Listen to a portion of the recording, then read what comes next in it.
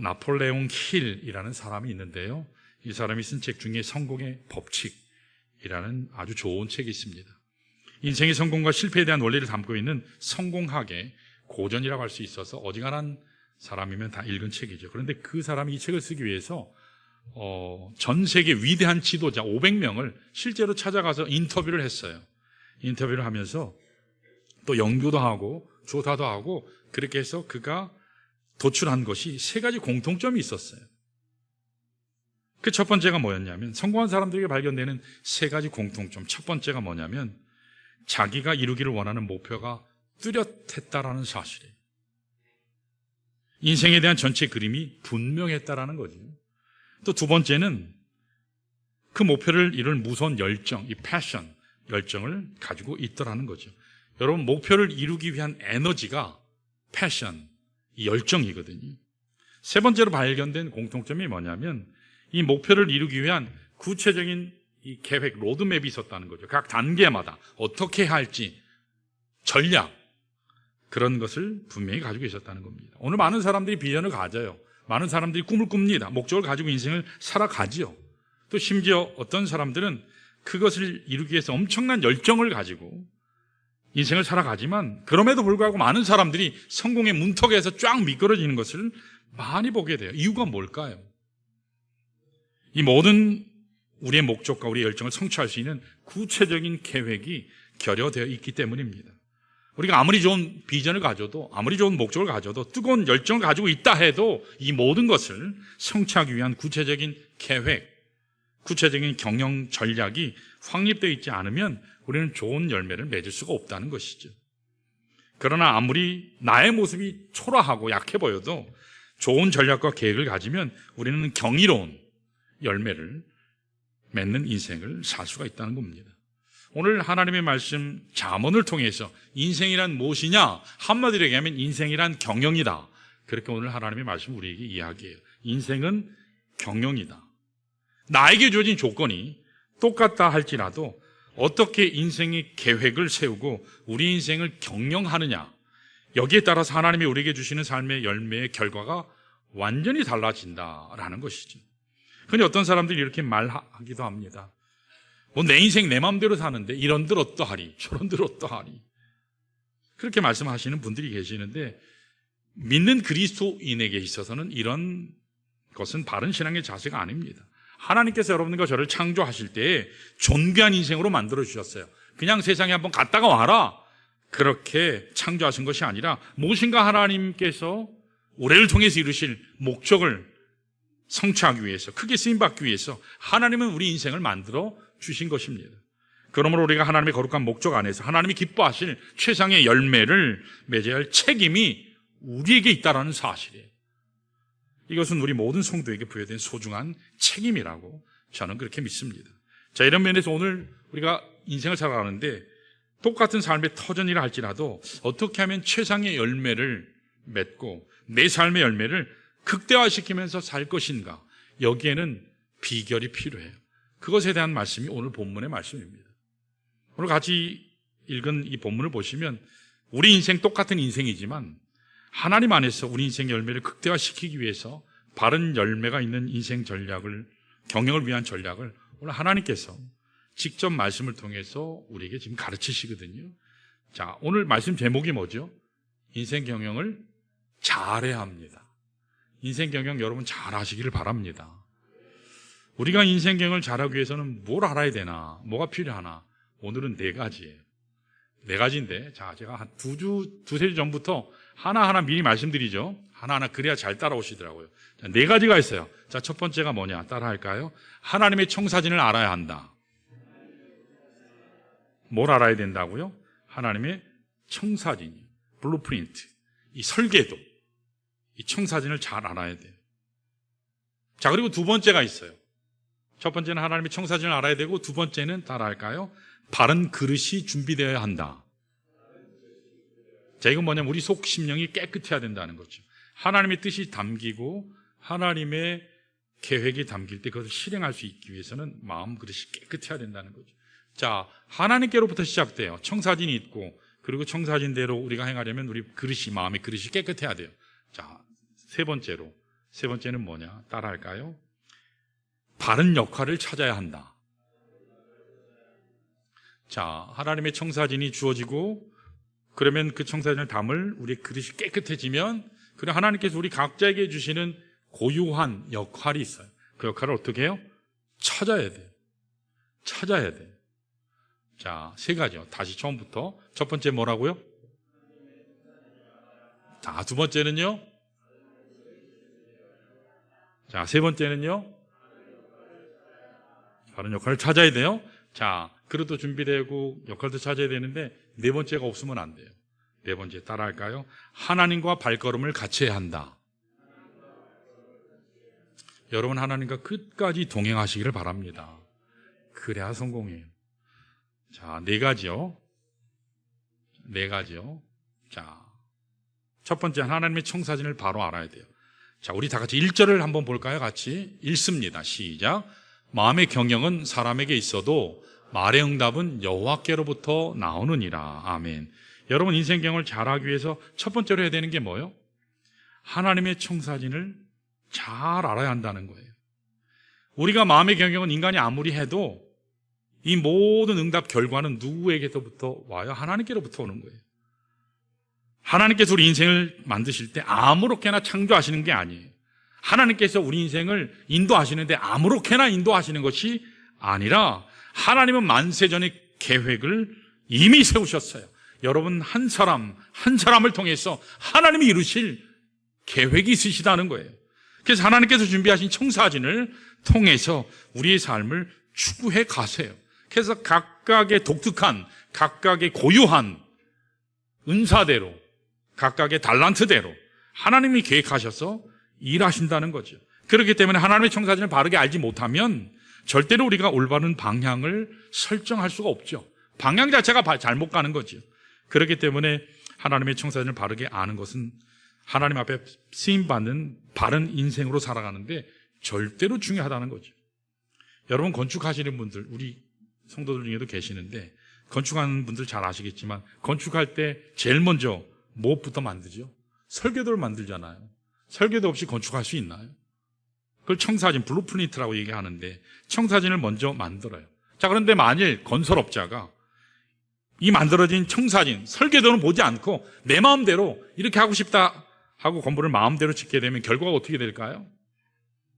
열심히 건물을 또 짓고 돈도 투자하고 시간도 투자했을지라도 건물이 제대로 지어질 수 있을까요? 아니요, 절대로 지어질 수 없습니다. 우리 인생도 마찬가지라는 거죠. 우리가 많은 시간을 투자하고 많은 양의 물질을 투자하고 열정을 쏟아붓는 것도 중요하지만 더 중요한 것은 하나님의 계획을 따라서 하나님의 청사진, 우리 인생을 향한 더 큰 그림을 따라서 바르게 건축하는 것이 더욱 더 중요하다라는 사실이에요. 자, 이런 면에서 1절을 다시 보면 이렇게 나왔어요. 마음의 경영은 누구에게 있다고요? 사람에게 있어요. 우리가 하는 거예요. 우리가 마음대로 우리 인생을 계획할 수도 있고 준비할 수도 있고 우리의 인생을 경영해 나갈 수도 있지만 이 모든 경영의 결과, 말의 응답은 누구로부터 나온다고요? 하나님으로부터요. 하나님께로부터, 여호와께로부터 오는 것이다. 그러므로 하나님께서 우리 인생의 모든 계획의 최종 결정권자라는 사실을 여러분 믿으시기를 바랍니다. 우리가 인생을 살아갈 때 처음에는 잘 되는 것 같은데 어떻게 하나님 빠져버리면 어떻게 되죠? 인생의 블루프린트, 청사진대로 안 나가면 처음엔 잘 되는 것 같이 느껴져도 끝에는 망해요. 근데 하나님 청사진대로 처음에 할 때는 막 힘들고 어렵고 한데 가다가 하면 그 최종 결정권자, 책임지시는 분은 하나님이시기 때문에 하나님께서 여러분 복되게 하실 줄로 믿으시기를 축원합니다. 하나님 우리 인생의 열매를 결정하시는 장본이시다는 사실이에요. 그렇기 때문에 하나님이 마음에 품고 계시는 우리 각 사람을 향한 인생의 청사진을 바로 알지 못하면 결코 바른 열매, 풍성한 열매를 이룰 수가 없다라는 거죠. 오늘 우리가 하나님의 사역들을 열심히 하세요. 저희 교회는 1년 내지는 2년 정도 쉬라고 말씀을 드려요. 고생들 하셨으니까 쉬시고 충분히 쉬신 다음에 그리고 하나님의 일을 하라고요. 사역하기 전에, 일을 하시기 전에 먼저 하나님이 만드신 이 창대한 계획, 청사진을 제대로 확인하는 것, 먼저 보라는 거죠. 하나님께서 나의 인생의 목적을 위해서 어떻게 행하시기를 원하시는가? 하나님은 각각 우리를 향해서 무엇을 기대하시는가? 우리를 창조하신 영원한 목적이 무엇인지 그것을 먼저 알고 그 안에서 내가 바른 삶을 추구해 나갈 때 바른 방향이 되고 열매도 바르게 맺게 돼서 후회하지 않게 된다는 거죠. 낭비하지 않게 된다는 거죠. 열심히 투자했는데, 열심히 왔는데, 인생 거의 끝까지 왔는데, 이거 잘못 왔네. 그러면 기가 막히지 않겠습니까? 오늘 참 수많은 그리스도인들이 있는데, 불행하게도 하나님의 전체적인 청사진은 생각하지 않는 경우가 참 많은 것 같아요. 자기 의도대로, 자기 마음대로 인생을 진행합니다. 그러다 보니까 하나님은 야 이쪽으로 가 그러는데 이쪽으로 가요. 엉뚱한 반대 방향에서 우리 인생의 세월을 낭비하고 후회하는 경우를 참 많이 보게 돼요. 하나님의 말씀에서 보면 특별히 성경에 나오는 사례 중에 가장 좋은 예 하나가 요나의 경우가 아닌가 생각이 돼요. 여러분, 요나는 물론 선지자인데 하나님의 전 인류, 전 열방을 향한 구원의 청사진을 제대로 알지 못했어요. 그래서 하나님은 야 요나야 니느웨로 가서 복음을 전해. 니느웨 백성을 구원하기 위해서 하나님은 가라 하셨는데 사실 하나님의 구원의 청사진은 어디부터 나오죠? 창세기 12장에 나와요. 여러분, 오늘 우리는 아브라함이 우리의 영적인 믿음의 조상인 줄로 믿습니다. 우리는 아브라함의 믿음의 후손들이에요. 아멘? 우리는 아브라함의 믿음의 후손들이에요. 혈통적으로는 우리는 아브라함의 후손은 아니지만 영적으로는 우리는 아브라함의 후손들이에요. 믿음의 조상이 아브라함이잖아요.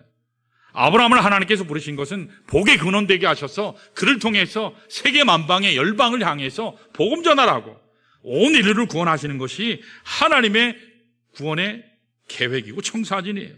이게 하나님이 세우신 원래 구원의 계획 청사진인데 이것을 요나는 잘 이해하지 못했어요. 그랬던 요나가 하나님께서 너는 니느웨 성에 가서 복음을 전하라 그렇게 말씀을 했을 때 요나가 어떤 결정을 내리죠? 니느웨로 가야 되는데 어디로 내빼죠? 반대인 다시스로 가요. 이유가 무엇입니까? 그 당시 니느웨 성은 산헤립이라고 하는 이스라엘 민족에게 철천지 원수예요. 산헤립이 원래 장군이었는데 나중에 왕이 되거든요. 아수르의 왕이. 이 산헤립이 이스라엘을 침공해서 이스라엘을 망하게 만들어요. 멸망시키거든요. 특별히 니느웨 성이라고 하는 것은 산헤립이 세운 아수르의 수도였어요. 그러니까 니느웨 하면 이 산헤립이 떠올랐거든요. 산헤립 하면 민족적인 치욕, 울분, 분노, 절대로 용서할 수 없는 인간. 그래서 니느웨 하면 절대로 가려 하지 않았습니다. 민족적인 악감정 때문에 하나님께서 분부하신 그리고 계획하신 전체 그림을 보지 않고 오직 민족적인 감정에 치우쳐서 복수심에 충만해서 과거의 상처에 충만해서 하나님이 분부하신 정반대 방향인 타시스로, 니느웨가 아닌 타시스로 배를 향해 갔습니다. 그런데 하나님 말씀 보면요, 그도 그럴 것이 하나님이 말씀하신 정반대 방향으로 감에도 불구하고 마침 다시스로 가는 배가 있음에 그렇게 성경에 또 나와요. 마침. 그렇지, 내 생각에 맞지. 여러분, 그런데 결과가 어땠죠? 자신이 탔던 배 전체가 풍랑을 만나죠. 주변 사람들 위험에 빠뜨렸습니다. 자기 주변에 있는 많은 사람들에게 잘못된 악영향을 끼치죠. 뿐만 아니라 자신은 바닷속에 빠뜨림 당해서 물고기 뱃속에 갇히는 처참한 신세가 되고 만 것입니다. 오늘 여러분과 제가 하나님의 청사진을 제대로 읽지 못하고 하나님께서 세우신 내 인생의, 나의 인생의 전체 그림을 보지 못한 채 내 뜻대로 기분상 이쪽으로 가면, 객관적으로 볼 때 이쪽으로 가면, 통계적으로 볼 때 이쪽으로 가면, 내 경험적으로 이쪽으로 향해 가면 내 인생이 잘 세워질 거야. 그렇게 생각하고 시작할지라도 여러분, 하나님께서 세우신 청사진, 블루프린트를 향해 가지 않으면 여러분 불행을 겪을 수 있다는 사실입니다. 그러므로 오늘 이 시간 하나님께 예배드리는 예배를 통해서 우리에게 주어진 소중한 인생을 더 이상 내가 낭비하지 아니하리라, 새로 헛되게 보내지 아니하리라, 여러분 말씀을 통해서 결심하시기를 바랍니다. 그래서 하나님이 나를 선택하신 인생의 궁극적인 목적이 무엇인지, 하나님이 내 인생을 위해 준비해 놓으신 크나큰 그림이 어떠한 것인지를 바르게 알고 거기에 헌신하시는 여러분 모두 되시기를 주님의 이름으로 축원합니다. 첫 번째는 뭐라고요? 인생 경영 잘 하려면 하나님의 청사진을 바로 알아야 돼요. 자, 두 번째로 뭐라고요? 바른 그릇을 준비하셔야 돼요. 자, 2절을 같이 한번 읽어볼까요? 본문 2절 시작. 사람의 행위가 자기 보기에는 모두 깨끗하여도 여호와는 심령을 감찰하시느니라. 하나님께서는 사용하시기 전에 뭘 보신다고요? 심령이요. 속 사람, 마음밭이요. 지금 이 심령이 돌짝밭인지 길가인지 가시밭인지 옥토인지 하나님이 그걸 보시길 원하신다는 거지. 우리 마음속이 깨끗하냐? 우리 마음속이 순결하냐? 내 마음의 그릇이 어떠하냐? 하나님은 그거 하나 관심하신다는 거예요. 그걸 먼저 보신 후에 그 다음 우리에게 직분도 주시고 사역도 맡기신다는 것입니다. 그러니까 우리가 너무 성급하게 왜 하나님 나의 인생을 들어서 사용하시지 않죠? 나는 이때쯤이면 우리 12월 7일 임직식 하잖아요. 나 이쯤이면 이미 권사 됐어야 되는데, 안수입사 됐어야 되는데 왜 나에게는 이런 직분 주시지 않죠? 원망하고 불평하고 마음 상하는 것이 아니라 하나님이 쓰시기에 과연 나는 마음의 그릇이 준비되어 있는가? 그것을 질문하는 것이 더 중요하다는 거죠. 여러분, 하나님은 오늘 관심하시는 것이 뭐라고요? 내 마음의 그릇이 깨끗하냐? 하나님 그거 하나 보신다는 거예요. 자, 우리 한번 디모데후서 2장 20절, 21절 한번 볼까요? 읽습니다. 같이요. 시작. 큰 집에는 금그릇과 은그릇뿐 아니라 나무 그릇과 질그릇도 있어 귀하게 쓰는 것도 있고 천하게 쓰는 것도 있나니, 그러므로 누구든지 이런 것에서 자기를 깨끗하게 하면 귀히 쓰는 그릇이 되어 거룩하고 주인의 쓰심에 합당하며 모든 선한 일에 준비함이 되리라 그랬어요. 여러분, 어떤 그릇이 쓰임받는다고 기록했습니까? 금그릇이요? 은그릇이요?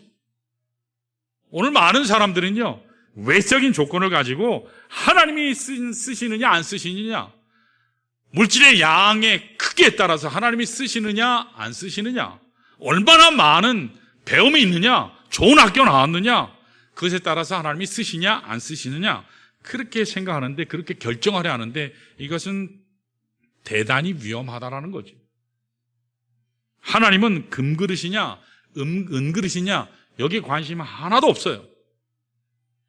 내 인생 자체가 금이냐 은이냐 나무냐 질그릇이냐, 하나님은 거기에 전혀 관심이 없다라는 사실이에요. 하나님의 관심은 단 하나예요. 뭐요? 깨끗하냐, 그 속이 깨끗하냐예요. 가끔 보면 어떤 사람은 금같이 만들어진 인생이 있어요. 처음부터 부유하게 태어난 금수저, 그런 사람들이 있어요. 또 어떤 분들은 은같이 사용되는 인생도 있습니다. 또 어떤 분들은 질그릇 같기도 해요. 근데 사실 우리가 금이 되고 은이 되고 나무가 되고 질그릇 되는 것은 우리 책임이 아니에요. 저는 제 아들이 저보다 키 컸으면 좋겠다 했는데 제 아들이 딱 제 키까지만 딱 왔어요. 어떤 집사님이 어제 교제하는데, 목사님, 제 아들이요 저한테 컴플레인을 해요. 뭐라고 그래요? 아빠가 키가 작아서 나도 작다고. 원판 불변의 법칙. 그래서 여러분, 금 되고 은 되고 나무 되고 질그릇 되는 건 우리 책임이 아니에요. 하나님 책임이에요. 하나님이 그렇게 만드신 거예요. 여러분, 아멘 하셔야 돼요. 하나님이 그렇게 만드셨어요. 아멘. 왜 저 사람은 이쁜데 왜는 내 얼굴이 이렇죠? 하나님 앞에 가서 따지셔야 돼요. 왜 저 사람은 날씬한데 나는 왜 배가 자꾸 흘러내리죠? 그거 하나님께 따지셔야 돼요. 왜 저 사람은 큰데 나는 작죠? 그건 하나님께 따지죠. 부모님께 따지면 안 돼요. 조상 탓하면 안 돼요. 하나님이 그렇게 만드셨어요. 하나님이 우리를 만드실 때 우리 한 사람 한 사람 저마다 독특하고 고유하게 만드셨기 때문에, 하나님이 나를 금으로 만드시고 음으로 만드셨든 나무로 만드셨든 질그릇으로 만드셨든 그건 우리 책임이 아니에요. 부모 책임이 아니에요. 조상 탓이 아니에요. 조물주 하나님의 책임이에요. 그러므로 여러분, 한 가지 조심해야 할 것은 남하고 비교하시면 안 된다는 얘기예요. 자, 옆에 한번 보세요. 옆에 있는 분이 더 잘생기셨어요? 더 날씬하세요? 더 이쁘세요? 계속 아멘하는 분이 있네요. 남하고 비교하면 안 돼요. 그 사람은 그 사람이고 나는 나예요. 왜 말씀이 그렇게 나왔잖아요. 그 사람은 그 사람이고 나는 나예요. 왜 자꾸 비교해요? 왜 자꾸 부모 탓해요? 하나님이 우리를 독특하게 만드셨는데 하나님이 창조하신 것에 대해서 우리가 불평하면 불신앙의 죄를 짓는 것입니다. 그러므로 우리의 책임은 무엇 해야 되는 거죠? 깨끗하게 하는 그거 하나 하면 돼요. 문제는 깨끗하게 하지 않는다는 게 문제예요. 하나님이 나를 금으로 만드셨든 은으로 만드셨든 무엇으로 만드셨든 내 그릇을 깨끗하게 준비하는 것, 이것 하나 하나님이 보시는 거예요. 이게 우리의 책임이에요. 이게 우리가 할 바예요. 이것만 준비되면 하나님은 언제든 크게 들어서 사용하실 줄로 믿습니다. 내가 죽는다 할지라도, 의사는 당신은 죽습니다 말할지라도 하나님이 아니야, 아직 살 일이 있어 하면 절대로 죽지 않는 줄 믿습니다. 다른 사람들은 다 망했다 해도 망했던 사업도 일어날 줄 믿습니다. 그게 하나님께서 하시는 거예요. 중요한 건 뭐예요? 내가 마음의 그릇을 깨끗하게 하는 거예요. 그것 하나예요. 하나님이 원하시는 건 딱 그거 하나예요. 여러분, 모세의 경우를 한번 볼까요? 잘 들어보세요. 모세가 인간적으로 객관적으로 쓰임받을 수 있는 나이는 사실은 40이었어요. 40대 40살 동안 애굽에서 최고의 교육을 받았어요. 최고의 신분에서 군사학, 기하학, 경제학, 그리고 왕권에 대한 행정학, 건축학, 이런 모든 것을 다 배웠어요. 애굽에서 최고의 교육을 받았고 최고의 권력도 가지고 있었고 가장 건강했고 가장 샤프했고 머리도 최고로 잘 돌아갔고 말도 기가 막히게 하고, 객관적인 면에서 보면 인간적으로 볼 때는 모세가 40살에 이스라엘을 끌고 갔어야 인도에서야 가장 좋은 때였어요. 그때가 인생의 최전성기였습니다. 교육도 많이 받고 부유한 집안에 태어났고 왕자였잖아요. 신분이 모든 면에서 잘 갖춰진 그런 상태였어요. 최적화된 조건을 가진 상태였어요. 그런데 하나님은 그런 모세를 사용하시지 않았어요. 굉장히 중요한 포인트예요. 그런 모세를 하나님은 사용하시지 않았어요. 그럼 언제 사용하셨죠?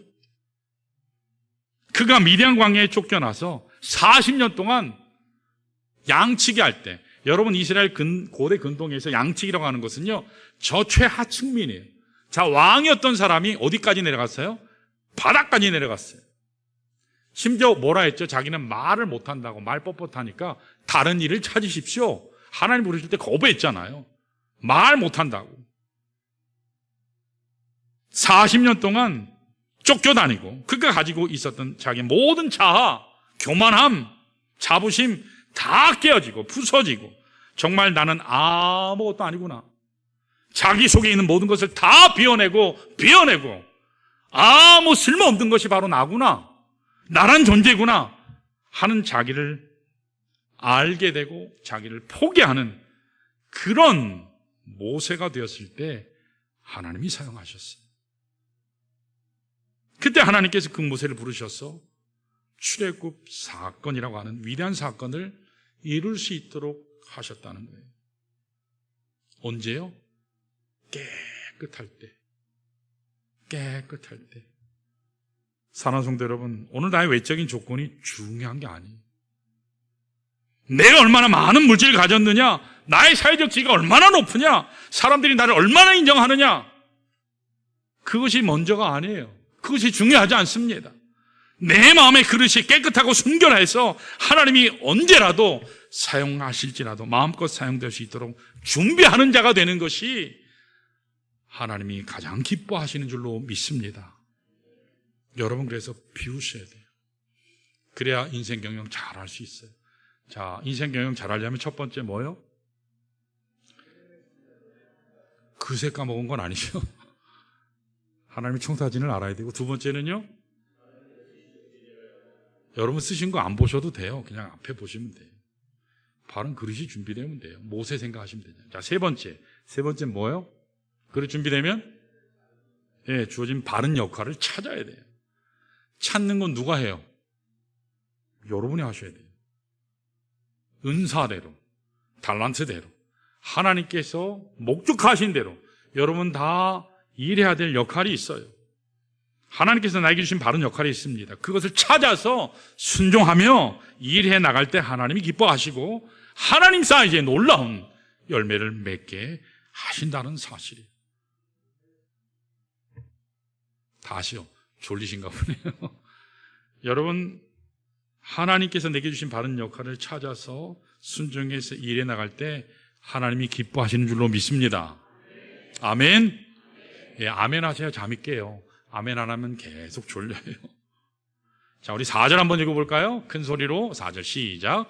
여호와께서 온갖 것을 그 쓰임에 적당하게 지으셨나니 악인도 악한 날에 적당하게 하셨느니라. 아멘. 여러분 이 말씀 보시면서 악한 자가 정해져 있나? 선한 자가 정해져 있나? 저는 솔직히 이 말씀 볼 때마다 두려운 말씀이 있어요.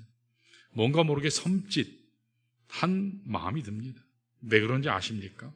하나님께서 인생을 창조하시고 만드실 때 하나님 나름대로 정해놓으신 용도가 있더라는 거예요. 여기 말씀이 그렇게 나오잖아요. 어떤 사람은 선한 일을 위해서 만드시고 어떤 사람은 악한 일을 위해서 그 역할을 감당하도록 만드셨다. 본문에 이렇게 나오잖아요. 그래서 저는 이 말씀 볼 때마다 과연 나는 어떤 범주에 속하나 여러분 스스로 한번 질문해 보세요.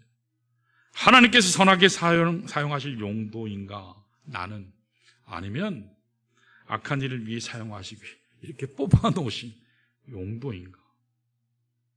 이것을 생각할 때마다 마음에 두려움이 찾아와요. 우리 한국 드라마 참 잘 만들잖아요. 요새 나오는 드라마가 뭐가 있나요? 많이 보는 드라마들 뭐 많잖아요. 엄청나게. 드라마 좋아하시는 분들은 잘 아세요. 이게 한국 드라마는 한번 보면 끊을 수가 없어요. 그렇죠? 그래서 그걸 줄여서 보는 게 정주행인가 뭐 그런 거 보면 정주행이 아니고 정주행 쫙 보면 한 번에 다 볼 수 있으니까. 연속극 보면 어떤 사람은 항상 주인공만 맞잖아요. 언제든지 잘생기고 또 집안도 좋고 학벌도 좋고. 그러나 그 사람이 가난한 집에 태어났다 할지라도 주인공은 항상 여자가 많아요. 항상 성공해요. 어딜 가든 항상 꼭 가면 이겨요. 이렇게 어떤 사람들은 늘 주인공 역할을 하는데 어떤 사람은 항상 깡패 역할하고 조폭 역할하고 자기가 이렇게 태어나고 싶어서 태어난 게 아닌데 조폭 역할하고 아니면 무당 역할하고 주모 역할하고 그런 분들 있잖아요. 또 비열한 역할에서 주인공 괴롭히는 사람 보면 한국 분들은 너무 심취해가지고 그거 아시죠? 세계 드라마 어떤 거에서도 그 드라마의 그 주인공을 살렸다 죽였다는 건 한국 사람밖에 없는 거 여러분 아세요? 작가가 한번 죽이기로 결심했으면 외국 드라마는 죽거든요. 한국 드라마는 전화를 해가지고 연출자한테 살리라고 아니면 2주치를 더 늘리라고 그러면 그렇게 하잖아요. 비열한 역할, 주인공을 괴롭힌 비열한 역할 만난 사람 보면 두들겨 주고 싶은 생각, 미운 역할을 할 때 그 사람 미운 생각 들 때가 있잖아요. 그때 그 배우가 만약에 나는 왜 하필이면 연출가에게 이런 나쁜 역할을 맡깁니까? 하고 따지든가요? 아니요. 그 역할 주셔서 감사합니다 하고 열심히 하잖아요. 그렇게 말할 수 없잖아요. 그런 것처럼 하나님께서 우리를 창조하시고 우리 인생을 사용하실 때 각각 맡겨진 고유한 역할이 있다라는 거죠. 그런데 여러분 이왕이면 어떤 역할 맡는 게 좋을까요? 어떤 역할 맡는 게 좋을까요? 악역하고 싶지 않죠? 뭐 뜻대로 하옵소요? 아무 대답을 안 하세요. 하나님이 선하게 사용하시는 선한 자로 쓰임받는 인생 되시기를 바랍니다. 여러분 가룟 유다 아시잖아요. 가룟 유다. 예수님을 따라다녔는데도 지옥 갔잖아요. 그렇죠? 말씀에 의하면. 왜 하필이면 12명의 제자들 가운데 가룟 유다는 예수님을 못 받고 파는 쓰임을 받았을까? 여러분 한번 생각해 보셔야 돼요. 예수님께서 가룟 유다를 향해서 이렇게 얘기하셨잖아요. 야, 너는 차라리 태어나지 않았으면 좋을 뻔했어. 얼마나 안타까우셨으면. 네가 맡은 인생의 역할이 왜 그렇게 처참하고 악하냐? 네가 그렇게 악한 일을 위해 쓰임받는 인생이 될 바에는 차라리 태어나지 않았으면 참 좋았을 텐데. 그렇게 예수님께서 안타까운 심령을 토로하시잖아요. 여러분, 제가 이렇게 말씀드리면, 그러면 내가 악한 역할을, 못된 짓을 하는 것은 하나님 때문이구나. 하나님이 악의 원인자구나. 이렇게 생각하는 것은 대단히 잘못되는 거죠. 왜 그럴까요? 정확하게 얘기하면 내가 선택했기 때문에 그 악한 길로 간 거예요. 여러분, 처음부터 이 사람은 악한 자로 하나님이 얘는 끝까지 쓸 거야, 저는 그랬다고 생각하지 않아요. 선택으로 인해서 결정되는 거예요. 여러분, 신앙은 선택입니다. 아멘? 신앙은 선택이에요. 끊임없는 선택이에요. 누굴 선택하는 거예요? 끊임없는 하나님을 선택하는 거예요. 끊임없는 그리스도를 선택하는 거예요. 선택이 저절로 되든가요? 저절로 로봇처럼 그 발로 탁 들어가게 되든가요? 오늘같이 비가 많이 오는 날 여러분 교회 오고 싶지 않으셨죠? 교회 오고 싶지 않은 마음이 있었잖아요. 그렇죠? 아닌데 목사님 왜 저러시지? 일말이라도 있었잖아요. 나 혹시 비가 많이 오네? 예배 여러분 드리러 오는 것도 선택해서 오신 거예요. 11시에 올 것이냐, 11시 10분에 올 것이냐, 아니면 더 일찍 올 것이냐, 그것도 여러분들이 선택하시는 거잖아요. 내가 일찍 가서 찬양하리라, 선택하시는 거잖아요. 항상 선택이에요. 가룟 유다는요, 자기가 계속 안 좋은 길로 계속 선택했기 때문에 나락으로 내려간 거예요. 그 선택을 하나님이 사용하신 거죠. 똑같이 베드로하고 가룟 유다하고 예수님 배반했잖아요. 근데 베드로는 회개하고 주님께로 나갔지만 그 선택을 했지만 가룟 유다는 배반하는 선택을 했죠. 가룟 유다가 처음에는 예수님을 잘 따랐을 거예요. 근데 시간이 가면서 돈 욕심 때문에 자꾸 세상을 향해 나갔어요.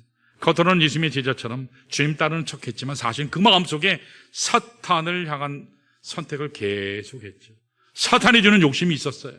사탄이 주는 거짓이 그 마음속을 차지하기 시작했습니다.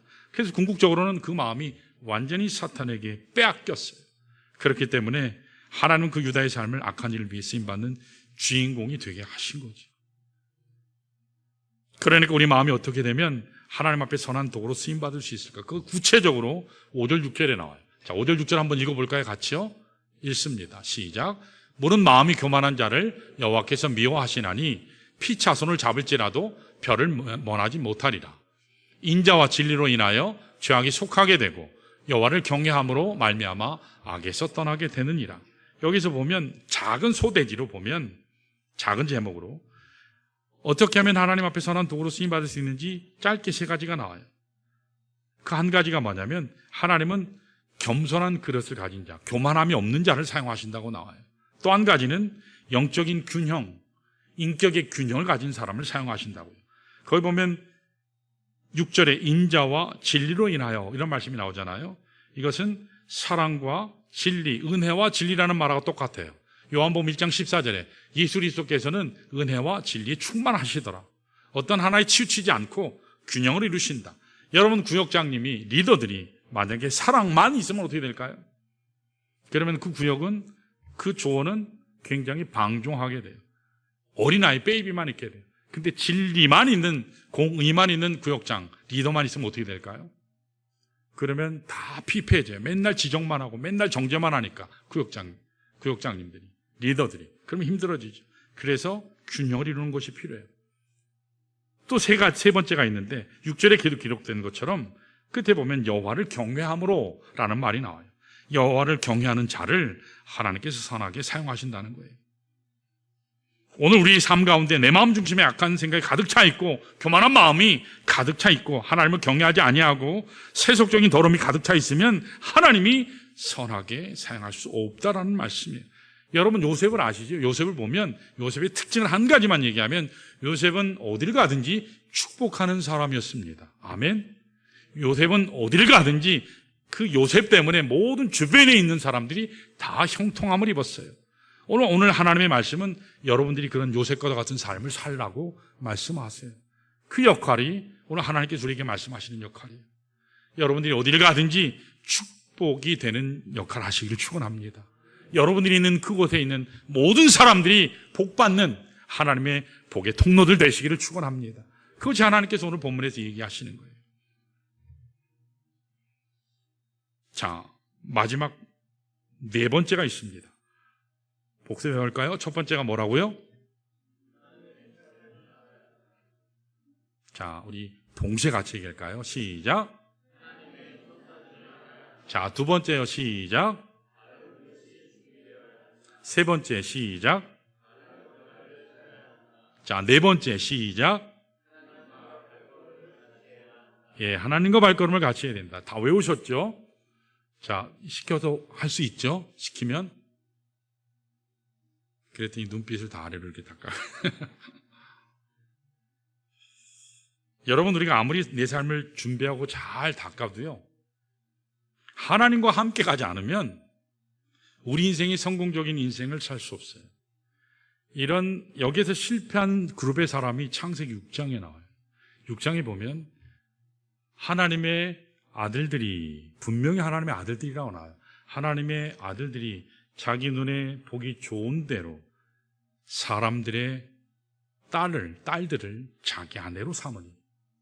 그래서 거기에서 나온 이들이 그 당시에 유명한 네피림들이었더라. 그렇게 나와요. 네피림이 뭔지 아세요? 지혜롭고 얼짱, 몸짱, 굉장히 머리도 좋고 키도 크고 세상적으로 볼 때 가장 아주 탁월한 종족이 네피림이라 할 수 있어요. 근데 그들이 어땠죠? 망해요. 자, 9절을 한번 읽어볼까요? 같이요. 9절 있습니다. 같이 시작. 사람이 마음으로 자기의 길을 계획할지라도 그의 걸음을 인도하시는 이는 여호와시니라. 아멘. 여러분, 우리가 아무리 계획하고 준비하고 모든 것을 만드는 것은 인간이 다 해요. 여러분들이 플랜도 하시고 방책도 세우시고 전략도 세워요. 그런데 이걸 인도하시는 분은 누구라고요? 하나님이 빠져버리면 잠시 한 평생은 잘 살 수 있어요. 제가 일부 말씀에도 드렸지만 여러분, 분복과 본복을 구별하실 수 있어야 돼요. 옛날에 이게 사실이었던 것 같은데 옛날에 오래전에 벤츠를 사면 티코를 서비스로 준다고 했던 말이 있었어요. 진짜인지 어쩐지는 확인 안 되지만, 자, 워낙 비싸니까 벤츠를 사면 티코를 그냥 선물로 줬대요. 여러분, 티코 사기 위해서 벤츠를 사요? 아니잖아요. 벤츠를 사다 보니까 티코를 얻는 거잖아요. 여러분, 하나님께서 우리에게 주시는 분복이 물질의 축복이에요. 건강의 축복이에요. 자녀의 축복이에요. 이거는 부스러기 축복이에요. 부스러기 축복이에요. 하나님이 본복이에요. 하나님은 이 모든 축복의 원천인 줄로 믿습니다. 원천이에요. 자, 예를 들어서 제 아내가 저기 있어요. 자, 제가 미국에 혼자 예를 들어서 공부하러 갔다. 근데 집사람이 여기 혼자 있고 저는 미국에 있어요. 예를 들면. 보고 싶으니까 사진도 보내고, 옷도 보내고, 집사람이 좋아하는 책도 보내고, 이렇게 막 보냈는데, 반지도 보내고, 그랬는데, 제가 막상 왔는데, 저는 거들떠도 안 보고, 제가 준 것만 좋아가지고, 그건 붙잡고 있으면 어떻게 되는 거죠? 누가 더 중요하죠? 남편인 제가 더 중요하잖아요. 제가 더 중요하잖아요. 근데 제가 준 걸 더 좋아하면 어떻게 되죠? 그 준 걸 더 좋아하면 어떻게 되죠? 큰일 나는 거죠. 그 누가 준 거예요? 남편이 준 거잖아요. 우리가 신앙생활 할 때도 똑같아요. 여러분, 하나님을 잘 섬기시면 하나님이 나의 본복이라고 하는 걸, 본복이요, 본래 복, 본복이라는 걸 분명히 알면 분복은 따라오는 겁니다. 아멘. 분복은 그냥 따라가는 거예요. 필요하면 하나님이 주세요. 필요하면 하나님이 주세요. 여러분, 시편 37편을 한번 보시면 시편 37편은 다윗이 기록했는데요, 다윗이 젊을 때 기록하지 않았어요. 나이 들어서 거의 죽음에 이르렀을 때 기록한 시편이 37편이라고 알려져 있어요. 그러니까 노년에 기록한 거예요. 다시 말하면, 쉽게 말하면 인생을 다 살아보고 끝에서 자기가 체험적으로 인생을 살아봤더니 수많은 사람들, 수많은 인생의 사건들을 다 지켜본 후에 비로소 체험적인 증언을 한 내용이 시편 37편이에요. 그래서 굉장히 깊은 내용이 있어요. 자, 특별히 23절에서 26절까지를 우리 한번 쭉 읽어볼까요? 23절에서 26절이요. 천천히요. 시작. 여호와께서 사람의 걸음을 정하시고 그의 길을 기뻐하시나니 그는 넘어지나 아주 엎드려지지 아니함은 여호와께서 그의 손으로 붙드심이로다. 내가 어려서부터 늙기까지 의인이 버림을 당하거나 그의 자손이 걸식함을 보지 못하였도다. 그는 종일토록 은혜를 베풀고 구워주니 그의 자손이 복을 받는도다. 아멘. 이렇게 말씀하셨어요.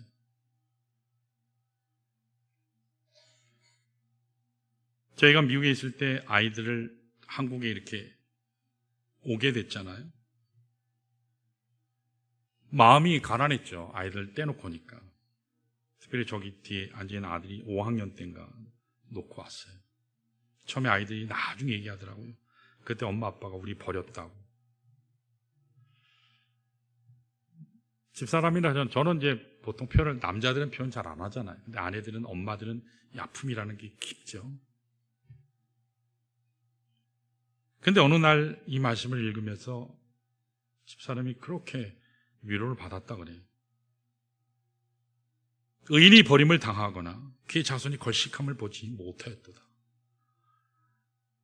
때때로 그 딸들이 있고 아이들은 학교 가고 막 하다 보면 아들은 챙겨줄 사람 엄마가 없으니까 늦게 자잖아요. 그렇죠. 지금 이제 중고등학교 애들 늦게 자는데 안 일어나면 저희 셋째 딸이 이 스프레이 있잖아요. 물 스프레이를 얼굴에 갖다 막 뿌려요. 일어날 때까지. 얼굴이 막 범벅이 가다 보면 일어나죠. 그래서 학교 버스 태워서 보내고, 버스 놓치면 누나가 학교 가다가 와가지고 또 학교도 데려다 주기도 하고, 그렇게 해서 누나들이 정말로 열심히 수고를 많이 했어요. 근데 갔다 오면 아무도 없잖아요. 집에 먹을 게 없어요. 그래서 야, 아들아, 밥은 잘 먹었니? 못 먹었다고, 굶었다고. 그 얘기를 들을 때 엄청, 그날은 완전히 무너져 버렸어요. 펑펑 울고. 아이들이 차가 고장나고 뭐 사고가 났다 하면 도와줄 수가 없으니까. 미국은 가족 단위로 다 활동을 하니까. 그때마다 발만 동동구로 새벽에 뜬 눈으로 밤새고, 그런 것이 한두 번이 아니었거든요. 근데 어느 날 이 말씀을 읽으면서 의인이 버림을 당하거나 그의 자손이 걸식함을 보지 못하였도다. 하나님은 종일토록 은혜가 물 셀 틈 없이 꽉 채워서 은혜를 베풀어 주실 뿐만 아니라 구워줄지언정 꾸는 일은 없게 그의 자손을 축복하신다. 이 말씀을 붙잡고 그렇게 펑펑 울었어요. 때때로 교회 어렵게 되면 뭐 생활비 못 받기도 하고, 그럴 때는 학비도 없으면 이걸 어떻게 되나? 그럼 하나님 채워주세요. 하나님이 주셨어요. 하나님이 주셨어요. 사랑하는 여러분, 하나님이 동행하셔서 하나님이 붙드시는 인생은 결단코 굶지 않습니다. 결코 그 자손은 망하지 않습니다. 하나님께서 축복해 주시기 때문에 이 시대에만 복받는 것이 아니라 우리 자손 시대까지 복을 허락해 주셔서 종일토록 은혜 베푸시는 그 하나님이 우리 하나님임을 여러분 기뻐하시기를 축원합니다. 그래서 쫄지 마세요. 돈 없다고 쫄지 마시고, 힘들다고 울지 마시고, 하나님께 나가세요. 그 하나님이 책임지세요. 나를 구원하시고 나와 함께 하시는 그 하나님이 그 약속을 반드시 지키십니다. 오늘 여러분들이 예수 그리스도 안에서 하나님을 의지할 이유가 바로 여기 있어요. 우리 인생이 끝나는 그날까지 하나님을 의지하는 것이 여러분 참된 성공인 줄로 믿으시기를 축원합니다. 자, 이 시간에 우리 다 같이 일어나셔서 우리 금요기도회 때 찬양했던 찬양인데, 내 인생 여정 끝내요. 우리 하나님 앞에 손들고 함께 찬양하기로 합니다. 내 인생 여정 끝내요. 강 건너 언덕 이를 때 하늘문 향해 말하리. 예수 인도하셨네. 예수 인도하셨네. 매일 발걸음마다 예수 인도하시니 나의 무거운 죄짐을 모두 벗고 하는 말, 예수 인도하셨네. 찬양하시겠습니다.